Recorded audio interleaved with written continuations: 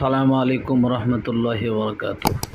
আলহামদুলিল্লাহ সুম্মা আলহামদুলিল্লাহ। আমরা সকলেই জানি আমাদের রামপুরা হাতিঝিল থানা ইমাম ও খতিব উলামা পরিষদের পক্ষ থেকে আজকে ফেনী দুর্গতদের জন্য ত্রাণ নিয়ে গিয়েছেন আমাদের অত্যন্ত শ্রদ্ধাভাজন মুফতি মোহাম্মদ আলী সাহেব, প্রাক্তন ইমাম ও খতিব, প্রিন্সিপাল বাইতুল হুদা মাদ্রাসা এবং বাইতুল তাকওয়া মাদ্রাসার ইমাম ও খতিব সাহেব, আমাদের বাইতুর রহমান মসজিদের ইমাম ও খতিব সাহেব, অনেকেই গিয়েছেন। বাইদের জন্য দোয়া ও শুভকামনা, আল্লাহ তাআলা তাদের এই মেহনতকে কবুল করুক।